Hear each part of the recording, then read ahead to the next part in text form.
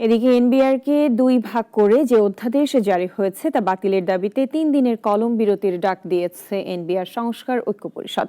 রাজধানীর আগারগাঁওয়ে মঙ্গলবার পূর্ব ঘোষিত অবস্থান কর্মসূচি থেকে এ ঘোষণা দেন শুল্ক ও আয়কর কর্মকর্তারা।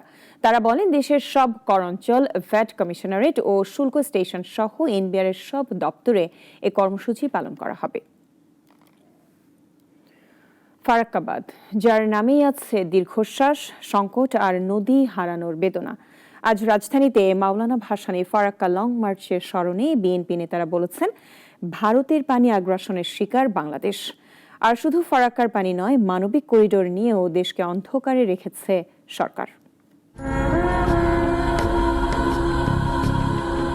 চাঁপাইনবাবগঞ্জ থেকে মাত্র 18 কিলোমিটার দূরে, সীমান্তের ওপারে মুর্শিদাবাদের ফারাক্কা বাঁধ। ভারতের গঙ্গার গতিপথ ঘুরিয়ে এনে এই ব্যারাজ তৈরি হয় ঠিক 50 বছর আগে। সেই থেকে পদ্মা ও এর শাখা নদীগুলোতে শুরু হয় প্রাণ সংকট। কালের আবর্তে শুকিয়ে গেছে একাধিক নদী, পদ্মার বুক জুড়ে জেগে উঠেছে চর।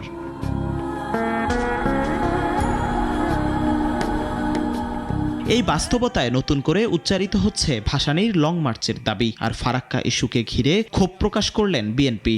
আমরা ফারাক্কার বিষয় নিয়ে যে যতটুকু সোচ্চার হয়েছিলাম, আন্তর্জাতিক ফারাক্কা কমিটি নিয়ে যতটুকু সোচ্চার, কিন্তু এর পরে ক্রমান্বয়ে অভিন্ন 54 নদীতে তারা যেভাবে একতরফাভাবে কাজ করে গেছে, এটা আমরা হয় জেনেও না জানার ভান করেছি যারা পলিসি মেকার ছিলেন, অথবা আমাদের যেন কিছু করাই নাই। আমাদের ফেনী নদী থেকে পানি তুলে নিয়ে তারা ব্যবহার করছে। সমাবেশে নেতারা বলেন, শুধু খাল খনন নয়, দেশের মানুষ এখন জানতে চায় কি হচ্ছে মানবিক করিডোর নিয়ে। কি ধরনের করিডোর এটি হবে, এর লক্ষ্য কি? আমরা কি নতুন কোনো যুদ্ধে জড়িয়ে পড়তে যাচ্ছি? এই সম্পর্কে তো রাজনৈতিক দল সমূহের সাথে বসে সরকারের আলোচনা করা উচিত ছিল। যখন রাষ্ট্র কোনো ব্যবস্থা নেয় না, সরকার নীরব থাকে এবং প্রতিবেশী রাষ্ট্রের স্বার্থ উদ্ধারে ব্যস্ত থাকে, তখন দেশপ্রেমিক নাগরিকরা ইন্ডিভিজুয়ালি।